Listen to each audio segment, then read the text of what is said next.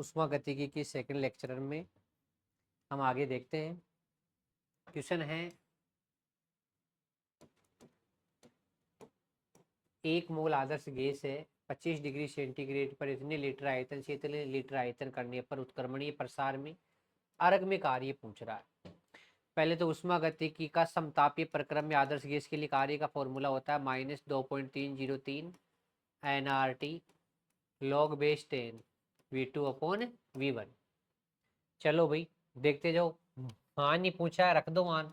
तो -2.303। पहले ऑप्शन से चेक किया करो कि क्या दे रखा ऑप्शन में। चलो भाई एन की वैल्यू कितनी दी थी, 1 मोल है।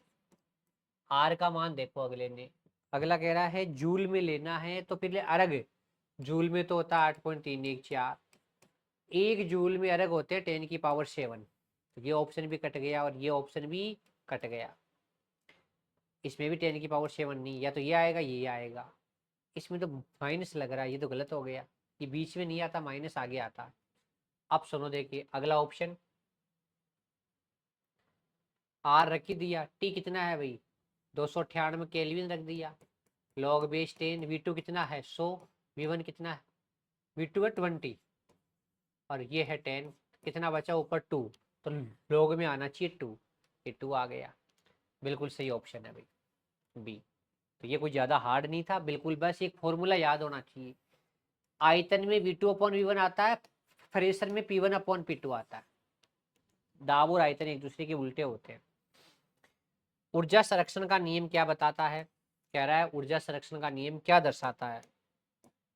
तो ध्यान देना भाई, ऊर्जा संरक्षण का नियम लगाता है कि न तो ऊर्जा को नष्ट किया जा सकता, न ही उत्पन्न किया जा सकता। अगला क्वेश्चन, परमाणुक अवस्थाओं में तत्वों की एंथैल्पी होती है। एक बात बताऊं, जिनका निर्माण प्रकृति में अपने आप हो रहा है उनके लिए कोई उष्मा की आवश्यकता नहीं होती। इसका मतलब मानक स्थिति में इनके लिए एंथैल्पी शून्य मानते हैं। तो जो भी प्रकृति में नेचर में पहले से ही विद्यमान है और पहले से ही उपस्थित है, जिस रूप में उपस्थित है, उनके लिए एंथैल्पी का मान शून्य माना जाता है। तो देखो क्या कह रहा है, तो सभी तापों पर इनके लिए शून्य मानते हैं। लेकिन कौन सी स्थिति में, मानक स्थिति पर। और मानक का मतलब होता है 25 डिग्री सेंटीग्रेड ताप पर 298 केल्विन ताप पर। तो 298 केल्विन ताप पर शून्य मानते हैं। जिनका निर्माण प्रकृति अपने आप करती है, जिनका निर्माण अपने आप होता है, उनके लिए संभवन उष्मा, जिसको कहते हैं निर्माण की उष्मा, फॉर्मेशन हीट, संभवन उष्मा, उसका मान शून्य होता है। अगला, स्थिर आयतन नाम आते ही दिमाग में आना चाहिए आंतरिक ऊर्जा में परिवर्तन। और स्थिर दाब बोलता तो आती डेल एच, स्थिर आयतन पर आएगी डेल ई। अब बताओ आंतरिक ऊर्जा में परिवर्तन क्या बोले, उत्पाद माइनस अभिकारक, ईपी माइनस ई आर। ध्यान देना, H P minus H R तो डेल एच है, ये स्थिर दाब की उष्मा होती है। आंतरिक ऊर्जा में परिवर्तन स्थिर आयतन का होता है, तो इसका आंसर जाएगा सी। स्थिर दाब की बोलता तो आंसर जाता ए। चलो भाई, उष्मा गतिकी का प्रथम नियम डेल ई बराबर Q plus W, C option आ गया। अगला, पिछली बार तो ये समीकरण आया था। अगला क्वेश्चन पढ़िए भाई, क्या कहना चाह रहा है। किसी समतापी उत्क्रमणीय अभिक्रिया में आंतरिक ऊर्जा में परिवर्तन, ये लो, आंतरिक ऊर्जा में परिवर्तन होता है NCV डेल्टा टी। ताप में परिवर्तन 0 हो जाएगा क्योंकि समतापी है, ताप चेंज नहीं हो रहा। और आंतरिक ऊर्जा में अगर ताप में परिवर्तन 0 तो आंतरिक ऊर्जा में भी परिवर्तन 0। ऐसा ऑप्शन आएगा ए। बताओ उष्मा योग के हेस नियम में क्या शामिल है। तो देखो हेस का नियम कहता है कोई भी अभिक्रिया हो, अभिक्रिया उष्मा का मान डिपेंड करता है अभिक्रिया की प्रारंभिक और अंतिम अवस्था पर डिपेंड करता है। बीच में कितने स्टेप शामिल हुई उस पर डिपेंड नहीं करती। तो अभिक्रिया उष्मा का मान जो अभिक्रिया है उसकी प्रारंभिक और अंतिम अवस्था पर निर्भर करती है। अभिक्रिया के बीच में कितने स्टेप काम में आए इस पर डिपेंड नहीं करती। तो भैया अभिक्रिया की प्रारंभिक और अंतिम उत्पाद पर, तो प्रारंभिक क्रियाकारक और अंतिम उत्पाद पर निर्भर करती है। अगला, स्थिर ताप दाब पर एक आदर्श गैस का प्रसार होता है, तो क्या होगा। अगर ताप स्थिर है ना भाई, सीधी सी बात है, ताप स्थिर है तो आंतरिक ऊर्जा भी स्थिर रहेगी, ताप ही समान है तो आंतरिक ऊर्जा भी समान रहेगी, क्योंकि एक आदर्श गैस की आंतरिक ऊर्जा केवल ताप पर निर्भर करती है। आंतरिक ऊर्जा नियत रहेगी, बोले तो आंतरिक ऊर्जा में परिवर्तन E2 माइनस E1, बाद में भी E है, पहले में भी E है, स्थिर है, तो आंतरिक ऊर्जा में परिवर्तन 0 होता है भाई। तो आंतरिक ऊर्जा आदर्श गैस की केवल ताप पे निर्भर करती है, बार बार एक ही लाइन पे जोर दिया जा रहा है। अगला कह रहा है एक पदार्थ की आंतरिक ऊर्जा, हाँ, एक पदार्थ बोले तो आंतरिक ऊर्जा निर्भर करती है ताप पर। तो क्या कह रहा है, आदर्श गैस की आंतरिक ऊर्जा ताप पे निर्भर करती है, ताप बढ़ाओगे आंतरिक ऊर्जा बढ़ेगी, ताप घटाओगे तो आंतरिक ऊर्जा घटेगी। अगला, आंतरिक ऊर्जा में परिवर्तन और एंथैल्पी में परिवर्तन में क्या संबंध होता है, तो हमें पता है डेल एच बराबर del E plus del n g R T. तो ये लो डेल एच बराबर डेल ई प्लस कार्य लिख दिया, ये डब्ल्यू, पहला ये ऑप्शन है। बहुत अच्छा क्वेश्चन है भाई। अगला क्वेश्चन कह रहा है एक अम्ल और क्षार के उदासीनीकरण एंथैल्पी का मान लगभग होता है। याद रखना, एक स्ट्रॉन्ग एसिड हो और एक स्ट्रॉन्ग बेस हो, एक परबल अम्ल हो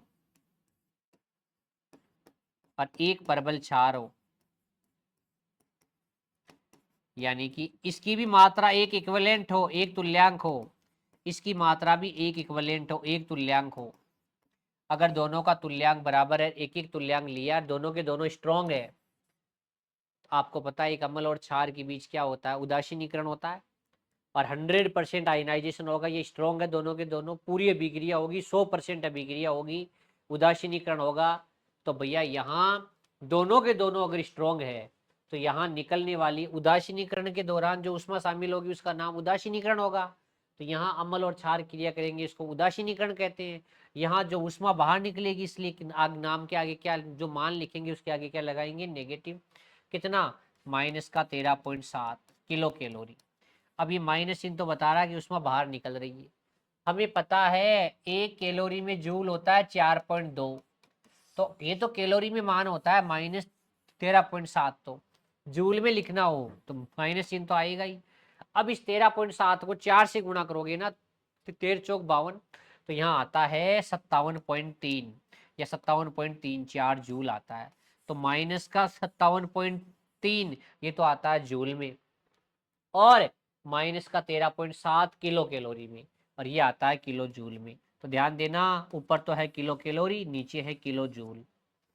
बहुत अच्छा क्वेश्चन है भाई, ध्यान दो क्या कह रहा है। तो भैया लगभग -13.6 या 13.7 कहाँ आएगी, जहां दोनों के दोनों स्ट्रांग होंगे। अब देखो एसियन एक वीक है तो यहाँ नहीं आएगी, दोनों स्ट्रांग होने चाहिए। ये स्ट्रांग एसिड है, ये स्ट्रांग बेस है, यही ऑप्शन हो गया। बहुत, अगर ऐसा क्वेश्चन सोल्व करके जाते हो तो ही फायदा होगा। अगला, ये भी स्ट्रॉन्ग है, ये भी स्ट्रॉन्ग है। अब बताओ ये स्ट्रॉन्ग है लेकिन ये वीक है, तो यहाँ इसमें दो ऑप्शन आ गए भाई, ए भी आ गया और सी भी आ गया। अगला, इसमें दो ऑप्शन दे दिए। अगला ध्यान दो भाई, एक आदर्श गैस के एक मोल का ताप इतने वायुमंडलीय दाब से इतने वायुमंडलीय दाब तक समतापीय प्रसार करवाए जाने पर कार्य, एक ही फॉर्मूला होता है, माइनस का 2.303 NRT log बेस 10। दाब है तो आएगा P1/P2, वॉल्यूम हो तो आएगा V2/V1। चलो रखते जाओ। प्रसार का मतलब है ये नेगेटिव चिन्ह काम में आ गया। अब बताओ, माइनस का 2.303, एन कितना दिया 1, आर देखो कैलोरी में है तो कितना रखेंगे 2, दे भी दिया अगले ने कि आर कितना रखो 2, टी 300 दे दिया, log बेस 10। अब बताओ P1/P2, तो भैया P1 है 10, P2 कितना है 1, log बेस 10 का मान कितना हो गया 1, 3 दूनी 6, कर दो गुणा 6 से, 36 18 1 36 18 6 दूनी 12 1 13, 1381। कौन सा ऑप्शन आ गया, सी। अगला, डेल एच बराबर डेल ई है, इसका मतलब यहाँ डेल एन जी कितना हो गया 0, ये यहाँ 0 नहीं है। यहाँ भी जीरो नहीं है। यहाँ देखो उत्पाद के भी दो, अभिकारक के भी दो, यहाँ जीरो है। अगला, एक आदर्श गैस के रुदोष में ऐसे कोई सा भी प्रक्रम आ जाए, आप ऊष्मागतिकी का प्रथम नियम लगाओ, डेली बराबर क्यू प्लस ये डब्ल्यू। रुदोष में नाम आते हैं, ऊष्मा का आदान प्रदान होगा नहीं। अब बताओ, तो डेली बराबर क्या हो गया, ये डब्ल्यू हो गया। अब अगर आपको पता है प्रसार बोल रहा है, तो इसमें कार्य की वैल्यू क्या आती है, नेगेटिव। तो डेल के इस डब्ल्यू के आगे क्या लगा देंगे, माइनस। इसका मतलब ऐसा ऑप्शन कौन सा है, ए। अगला ध्यान दो, एक अभिक्रिया है, कह रहा है 25 डिग्री सेंटीग्रेड ताप और एक वायुमंडलीय दाब पर, ये मानक अवस्था है। इस पर पूछ रहा है आंतरिक ऊर्जा में परिवर्तन क्या होगा। तो लिख दो, डेल एच बराबर del E plus del n g R T. देखो लिक्विड को कभी नहीं देखेंगे, कई बार आप सोल्व करने मत लग जाया करो, पहले डेल एन जी चेक किया करो। उत्पाद के गैसीय मोल भी दो है, अभिकारक के भी दो है, तो दो माइनस दो कितना आ गया, जीरो। जहां डेल एन जी जीरो आ गया, वहां जितना डेल एच होगा उतना ही क्या होगा, डेल ई। डेल एच जितना है उतना ही डेल ई है, तो ऐसा ऑप्शन कौन सा आ गया, ये तो। अच्छा यहाँ पर ये लो, यहाँ डेल एच है, उतना जितना डेल एच होगा उतना ही क्या होगा, डेल ई। दोबारा से सीखो, यहाँ हमने डेल एन जी चेक कर लिया, डेल एन जी जीरो आ गया, उत्पाद के भी दो, अभिकारक के भी दो, डेल एन जी जीरो, इसका मतलब डेल एच बराबर है डेल ई। जितना डेल एच दिया है उतना ही क्या होगा, डेल ई। अगला क्वेश्चन कह रहा है, एक बंद उष्मारोधी पात्र में एक द्रव्य का ताप बढ़ाने पर है, उष्मारोधी का मतलब है उष्मा का आदान प्रदान नहीं है, क्यों तो जीरो होगा, तो ये भी ऑप्शन नहीं है।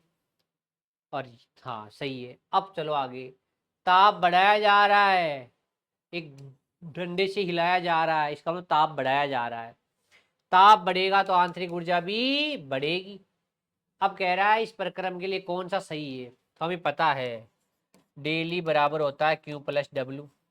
क्यू क्या हो गया, जीरो, तो डेली बराबर क्या हो गया, डब्ल्यू। अब डब्ल्यू यहाँ डेली पॉजिटिव क्यों आया, बाहर से काम किया जा रहा है, संपीड़न है, और संपीड़न का कार्य कैसा आता है, पॉजिटिव। तो डेल ई और डब्ल्यू ये तो जीरो होंगे नहीं, क्यों क्या हो जाएगा, जीरो। ऐसा ऑप्शन कौन सा है, सी। ऐसा क्वेश्चन ही आने का चांस है, ध्यान रखना, वेरी इंपॉर्टेंट। चलो भाई, वही बात, हेस का नियम आधारित है, हेस ऊर्जा संरक्षण पर आधारित है, उसमें हमेशा क्या रहती है, स्थिर। बताओ डेल एन जी चेक करो, पहले डेल एच और डेली में क्या संबंध होता है, फॉर्मूला लिखो, डेल एच बराबर del E del n g R T. चलो भाई बताओ, डेल इस डेली को ले जाओ इधर, अगला भी तो लेके गया है ना, तो डेल एच माइनस डेली, यही तो किया है, इस डेली को ले गया इधर। अब बताओ ये क्या है, del n g R T. Del n g check करो कितना है, लिक्विड को नहीं लेना भाई अपने को, तो यहाँ तो है तीन, इधर तो, इधर देखो कितना है, पाँच एक छः, तीन में से माइनस से गया तो कितना बचा, माइनस का तीन, तो क्या लिख दूंगा, माइनस का तीन आर टी। ऐसे क्वेश्चन आने के चांस ज़्यादा है भाई, डेल एन जी चेक करना आना चाहिए आपको। अगला, हेस के नियमानुसार अभिक्रिया की ऊष्मा किस पर निर्भर करती है, अभिकारक की प्रारंभिक और अंतिम स्थितियों पर निर्भर करती है। प्रारंभिक और अंतिम स्थिति क्या है। अगला ध्यान दो भाई, कह रहा है अभिक्रिया के लिए del H minus del E क्या होगा, ये लो, डेल एच बराबर डेल ई प्लस का del n g R T, ले जाओ इधर, del H minus del E बराबर del n g R T. Del n g कितना है, करो चेक, तीन उत्पाद के हैं, दो अभिकारक के हैं, तीन एक चार, चार माइनस दो कितना आया, माइनस दो, रखो माइनस दो। आर का मान कितना है, किसमें पूछ रहा है, तो रख दो, माइनस दो रख दिया। आर 8.314 रख दो। टी का मान कितना दिया, 27 डिग्री को कितना लिख सकते हैं, 300 केल्विन, क्योंकि डिग्री सेंटीग्रेड में दे रखा हो तो 273 जोड़ने पड़ते हैं। अब देख लो ऐसा ऑप्शन, माइनस 273 वाला वैसे कैंसिल हो गया, ये बी ऑप्शन आ गया। बहुत ईजी है रे भाई, ऐसा क्वेश्चन गलत नहीं होना चाहिए। किस अभिक्रिया के लिए डेल एच डेली के बराबर है, जहाँ डेल एन जी जीरो है, ऐसा ऑप्शन सी है। दोनों तरफ गैस देखनी पड़ती है। अगला क्वेश्चन,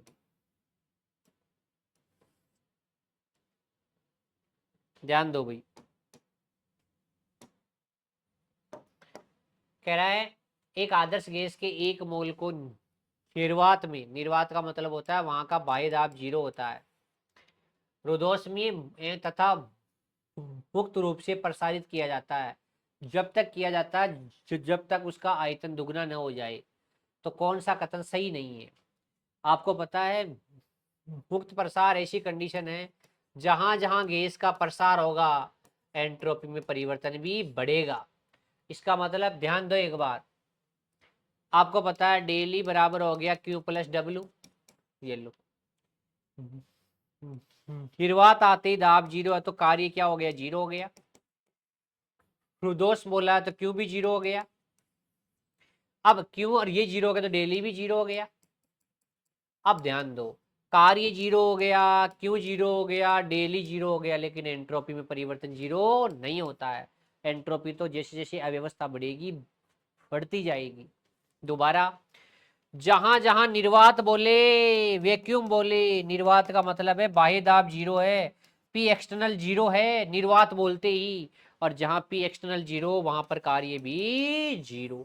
रुद्धोष्म बोल दिया तो उष्मा भी 0। ये लो अगला क्वेश्चन,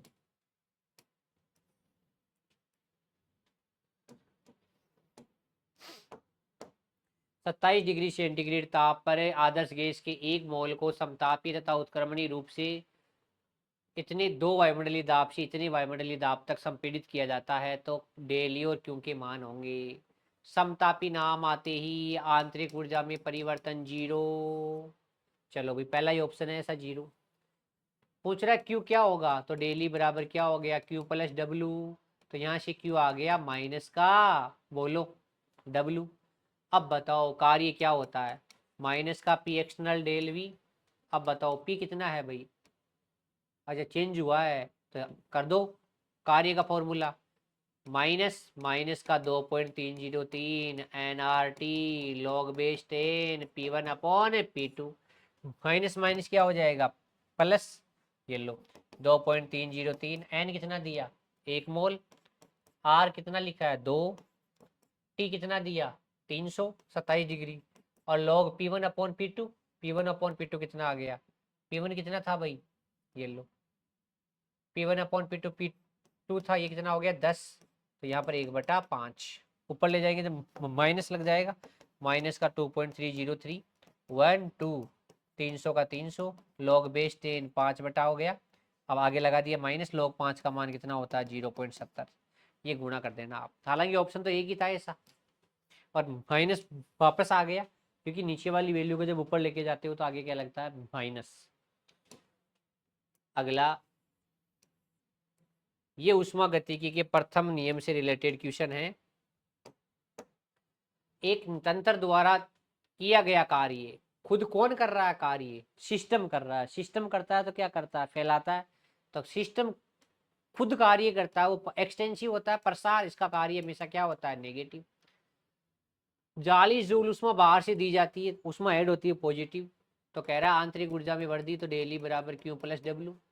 Q कितना है? प्लस का 40, प्लस कार्य कितना है? माइनस का 8।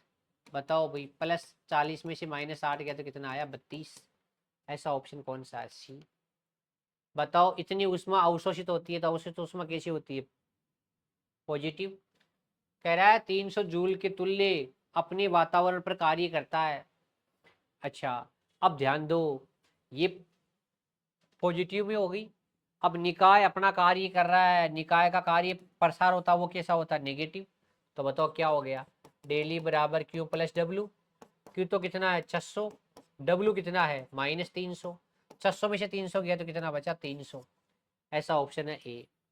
अगला, समतापीय प्रसार के दौरान एक आदर्श गैस के एक मोल द्वारा 300 केल्विन ताप पर इतने एटीएम से इतने एटीएम पर किया गया कार्य बताओ। समतापी आदर्श गैस के लिए रुद्धोष प्रक्रम के लिए -2.303 NRT, ये फॉर्मूला याद करवाने के लिए लॉग बेस 10 P1/P2, इसमें मान रखोगे आंसर आ जाएगा। चलो भाई अगला, यदि गैस स्थिर ताप पर और दाब पर प्रसारित हो तो इसकी, देखो भाई, स्थिर ताप है, ताप स्थिर होते आंतरिक ऊर्जा स्थिर हो गई, मतलब आंतरिक ऊर्जा में परिवर्तन 0 हो गया, इसका मतलब आंतरिक ऊर्जा अपरिवर्तित रहेगी ताप स्थिर होते ही। अगला ध्यान दो भाई, कह रहा है इसके लिए पहले डेल एन जी चेक करो। डेल एन जी देखो, दो उत्पाद के गैसीय मोल है, अभिकारक का एक है, तो डेल एन जी आ गया पॉजिटिव का एक, तो ये लो डेल एच बराबर डेल ई प्लस का आर टी। चलो भाई क्या करना है, ये तो कह रहा है, तो यहाँ पर भैया डेल एच डेल ई से क्या हो जाएगा, ज्यादा। ये लो अगला, एंथैल्पी किसके बराबर है, एंथैल्पी स्थिर दाब पर होती है, तो क्या क्या कह रहा है, एंथैल्पी, तो आप तो लिखना मत, आप जितनी गलतियां करोगे ना, डेल एच बराबर डेल ई प्लस का पी डेल वी, आपका काम है लिखना फॉर्मूला, इसके बराबर नहीं एंथैल्पी। एंथैल्पी बराबर है दाब और आयतन के गुणनफल की, नहीं आंतरिक ऊर्जा और पीवी की, तो ऐसा ऑप्शन कौन सा है, सी। कई बार हिंदी के लैंग्वेज में भी इसको दे देता है, तो आपको आना चाहिए। कह रहा है एक आदर्श गैस का बाह्य दाब इतना है, कह रहा है दाब देकर आयतन की जानकारी दे दे, इसका मतलब यहाँ अनुत्क्रमणीय काम है, उत्क्रमणीय नहीं है। उत्क्रमणीय होता तो 2.303 वाला लगाते, यहाँ दाब की अकेले की जानकारी दी, स्थिर दाब है, आपको पता है स्थिर दाब पर है, जो अनुत्क्रमणीय काम होता है इरिवर्सिबल होता है, वो होता है पी डेल वी, कार्य का फॉर्मूला। बोलो भाई, दाब कितना दे दिया, 3, माइनस आगे लगा हुआ है ही। अब बताओ, प्रसार हो ही रहा है, प्रसार के लिए तो ये यहाँ ये आया चार्ज, ये नेगेटिव। बताओ डेल वी कितना है, 6 माइनस 4 कितना आ गया बताओ, 2, तो 3 × 2 कितना आ गया, 6, माइनस का 6 आ गया। अब आपको पता है दाब को एटीएम में लिया था, आयतन को लीटर में लिया था, अपने को जूल में निकालना, अगला दे दिया, एक एटीएम लीटर की जगह लिखना है 101.3, ये लो 101.3 कर दो गुणा, कितना आया, 6 एकम 6, 0 6 एकम 6, 606 के लगभग आ गया माइनस में, ऐसा ऑप्शन कौन सा है, डी। चलो भाई ऐसा क्वेश्चन गलत नहीं होना चाहिए, माइनस का पी डेल वी वाला। अगला कह रहा है डेल एच और डेल ई में क्या संबंध होगा, लिक्विड को नहीं देखना, सॉलिड को भी नहीं देखना, सॉलिड को भी नहीं देखना, अच्छा क्वेश्चन है, लिक्विड सॉलिड को कभी नहीं लिया जाता भाई। अगला तो बताओ, डेल एच बराबर del E del n g कितना है, माइनस का 2, क्योंकि डेल एन जी ऐसे चेक करते हैं, उत्पाद के तो कितने 0, अभिकारक का कितना 2, तो कितना आया -2, आर को आर लिख दो, टी का T, plus minus minus 2 RT। देख लो देखो ऐसा ऑप्शन, सॉलिड को भी नहीं लेते, लिक्विड को भी नहीं लेते, ऐसा ऑप्शन ही नहीं दिया, ये तो गलती है भाई, माइनस का 2 ही आएगा, ये नहीं लेंगे, सॉलिड भी नहीं लेंगे, लिक्विड भी नहीं लेंगे, ऐसा ऑप्शन भी नहीं है। अगला, आप तो सॉलिड लिक्विड का ध्यान रखना, बताओ भाई एंट्रोपी में परिवर्तन क्या होता है, आपको पता है, एंट्रोपी में परिवर्तन होता है डेल क्यू अपॉन टी, उष्मा में परिवर्तन अपॉन ताप, ये एंट्रोपी का फॉर्मूला होता है। एंट्रोपी अव्यवस्था होती है, जैसे अपने एक रूम में किताबें बिखरी हुई हो, जहां अव्यवस्था ज्यादा वहां एंट्रोपी ज्यादा। अब आपको पता है सबसे ज्यादा एंट्रोपी होती है गैस में, क्योंकि गैस के कण लगातार गति करते रहते हैं, वो एक जगह रुकते नहीं है, इसलिए सबसे ज्यादा अव्यवस्था देखने को मिलती है गैस में। तो जहां भी उत्पाद की तरफ अगर आपको गैस के मोल ज्यादा मिल जाए ना, इसका मतलब वहां एंट्रोपी बहुत ज्यादा है। तो उत्पाद की तरफ अगर गैस मिल गई, इसका मतलब वहां एंट्रोपी बहुत ज्यादा है। तो बताओ देखिए, एंट्रोपी में परिवर्तन होता है उष्मा में परिवर्तन अपॉन ताप, तो ऐसा ऑप्शन देख लो, ऐसा ऑप्शन है सी। अगला कह रहा है एक निकाय की जब अव्यवस्था बढ़ती है तो भैया एंट्रोपी भी बढ़ेगी। तो कह रहा है एक निकाय में अव्यवस्था बढ़ती है तो इस परिवर्तन को क्या कहा जाता है, हाँ एंट्रोपी बढ़ने का मतलब है डेल एस बढ़ रहा है, ये प्रक्रम अपने आप होगा, स्वतः होगा, ऐसे प्रक्रम को कहते हैं स्वतः। अगला, कौन सा जल की रैंडमनेस को बताता है, तो जल जब भाप के रूप में रहेगा ना तो इसकी एंट्रोपी सबसे ज्यादा रहेगी, क्योंकि भाप कौन है, गैस है। अगला कह रहा है निमनतम, उच्चतम नहीं बोल रहा, निम्नतम बोल रहा है। तो बर्फ सॉलिड होती है, यहाँ कण बिल्कुल पास पास होते हैं, यहाँ पर अव्यवस्था बहुत कम, लिक्विड में थोड़ी ज्यादा, गैस में तो और ही ज्यादा। अगला बोल रहा है कौन सी, मिनिमम। तो ध्यान देना, वर्ड में भी ध्यान देना, सबसे ज्यादा एंट्रोपी गैस में, फिर लिक्विड में, फिर सॉलिड में। चलो भाई, गैस के रुद्धोष्म प्रसार के दौरान एंट्रोपी में परिवर्तन शून्य होगा। आपको पता है यही एंट्रोपी के लिए सबसे इंपॉर्टेंट होता है, क्योंकि आपको पता है एंट्रोपी में परिवर्तन होता है डेल क्यू अपॉन टी। अब आपको पता है रुद्धोष्म का मतलब होता है उष्मा का आदान प्रदान जीरो। तो भैया रुद्धोष्म प्रक्रम के लिए उष्मा जीरो होती है, इसलिए एंट्रोपी में परिवर्तन भी जीरो होता है। एंट्रोपी में परिवर्तन जीरो होता है, इसका मतलब एंट्रोपी स्थिर रहती है, मतलब डेल एस का मतलब है एस माइनस एस, परिवर्तन क्या हो जाता है, जीरो। तो ध्यान देना, रुद्धोष्म प्रक्रम का मतलब, पहले तो एंट्रोपी का फॉर्मूला क्या होता है, डेल एस बराबर डेल क्यू अपॉन टी। रुद्धोष्म में उष्मा का आदान प्रदान होता नहीं है, तो एंट्रोपी में चेंजिंग क्या आया, जीरो। डेल एस जीरो आने का मतलब है एस टू माइनस एस, पहले जितनी एंट्रोपी थी बाद में भी उतनी एंट्रोपी रहेगी। इसका मतलब रुद्धोष्म प्रक्रम के दौरान एंट्रोपी में चेंजिंग जीरो आता है, एंट्रोपी चेंज नहीं होती। अगला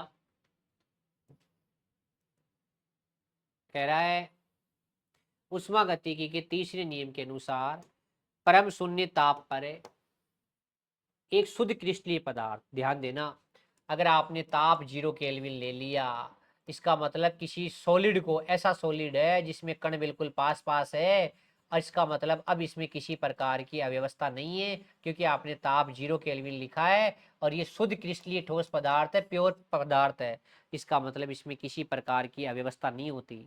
तो अब यहाँ पर एंट्रोपी मानते हैं शून्य। ये उष्मागतिकी का तीसरा नियम है, ये तीसरे नियम का स्टेटमेंट है कि परम शून्य ताप जिसको बोलते हैं 0 केल्विन, ध्यान रखना, और इस पर एंट्रोपी शून्य मानी जाती है, क्योंकि जीरो तब केल्विन ही, जीरो ताप केल्विन है, तो कोई अव्यवस्था नहीं है, गर्म नहीं किया।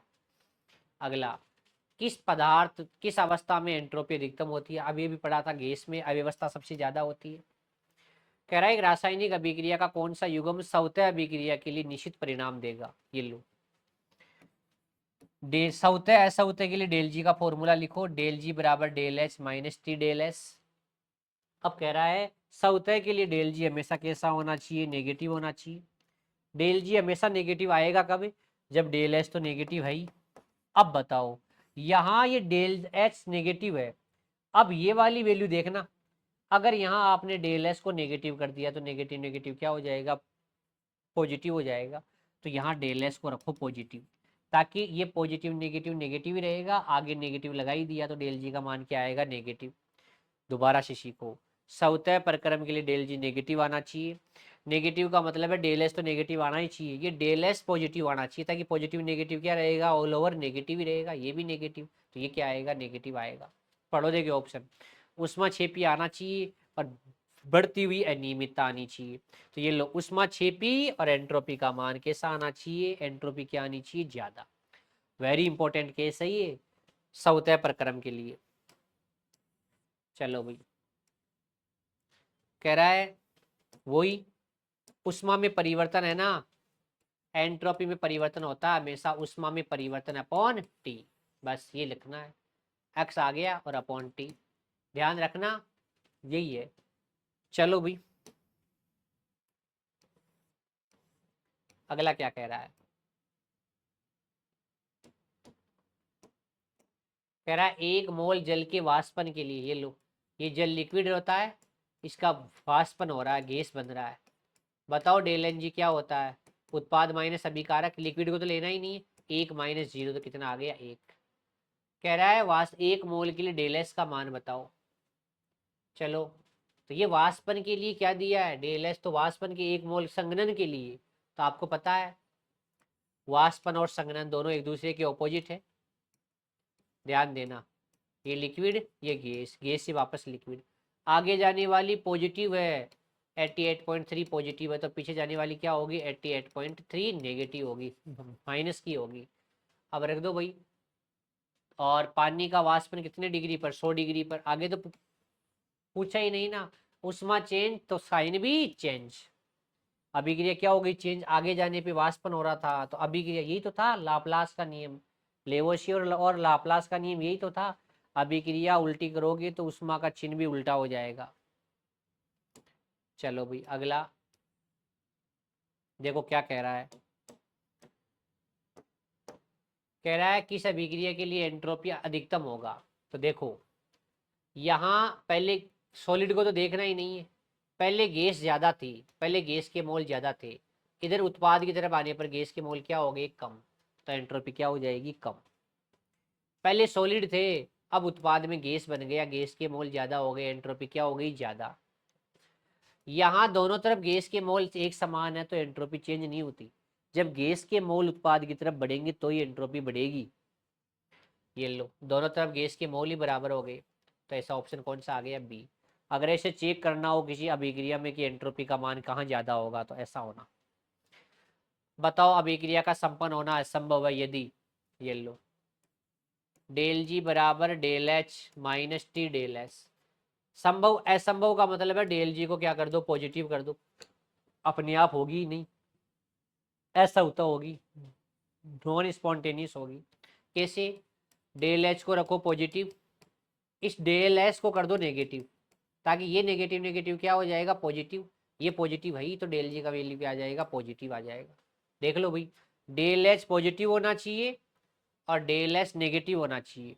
ये लो ऐसा एक ही ऑप्शन है, डेल एच धनात्मक और डेल एस ऋणात्मक। हमेशा ही डेल जी कैसा आएगा, पॉजिटिव आएगा। अगला कह रहा है जल की वाष्पीकरण एंथैल्पी ये है तो इसकी वाष्पीकरण एंट्रोपी बताओ। ये लो, डेल क्यू बराबर डेल एस बराबर डेल क्यू अपॉन टी। वाष्पन, संघनन, गलन, इनके लिए इस उष्मा में परिवर्तन को डेल एच भी लिख सकते हैं, डेल एच अपॉन टी। चलो भाई, उष्मा में परिवर्तन और एंथैल्पी में परिवर्तन, तो यहाँ डेल क्यू को डेल एच लिखा जा सकता है। बोलो भाई डेल एच कितना, 186.5 किलो जूल। और बताओ यहाँ ताप, आपको पता ताप कितना होता है, 273, क्योंकि यहाँ वाष्पन किया जा रहा है, जल का वाष्पन होता है 100 डिग्री पे, 273 में 100 जोड़ दो, 373। लगभग देखो देखिए ये कितनी बार आया, लगभग ये कैंसिल हो गया 2 बार, तो ये आ गया 1/2, बोले तो 0.5, 0.5 वाला ऑप्शन देख लो। अगला, किसी रासायनिक अभिक्रिया के लिए एंथैल्पी और एंट्रोपी में परिवर्तन इतना है तो अभिक्रिया होगी, तो आप डेल जी चेक कर लो, डेल जी बराबर del H minus T del S. चलो भाई डेल एच कितना दिया, माइनस का 2.5 10⁻³ कैलोरी दे दिया, माइनस टी कितना दिया, 298। बताओ एंट्रोपी कितना दिया, 7.4 किलो जूल। चलो भाई देखते हैं, देखे करो मल्टीप्लाई, 300 ही मान लो इसको। ये लो, तो 300 गुना 7.4, 4×3 ये 0 0, 3 से कर दो गुणा, 4×3 12, 7×1 1 22, 2 जीरो लगा दिया, एक के बाद पॉइंट, 2220 हो गया। इधर देखो कितना है, माइनस का 2500 है, तो डेल एच का मान नेगेटिव आएगा। डेल एच नेगेटिव है तो कैसा प्रक्रम होगा, सौतेय प्रक्रम होगा। तो जहां डेल जी नेगेटिव आ जाए ऐसे मान तो रखना ही पड़ेगा ऐसे क्वेश्चन में। चलो भाई अगला क्वेश्चन,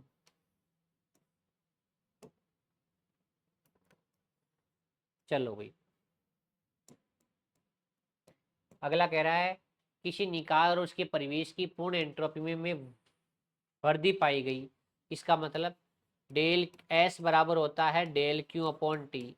उष्मा में परिवर्तन पॉजिटिव होगा तो डेल एस भी पॉजिटिव होगा, इसका मतलब अभिक्रिया कैसी है, उष्मा शोषी। एक रासायनिक अभिक्रिया के लिए एंट्रोपी की गणना सामान्यतः कहाँ की जाती है, स्थिर ताप और दाब पर, क्योंकि डेल एस बराबर होता है डेल क्यू अपॉन टी। यहाँ उष्मा रखी जाती है स्थिर ताप और दाब पर, इसीलिए स्थिर दाब पर जो उष्मा होती है वो एंथैल्पी होती है, तो यहाँ डेल क्यू की जगह डेल एच भी लिखा जा सकता है।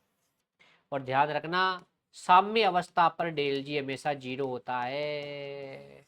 ये मैंने अच्छे अच्छे क्वेश्चन आपको उष्मा गतिकी के करवा दिए हैं, अब आपका क्वेश्चन गलत नहीं होगा उष्मा गतिकी का। Thank you.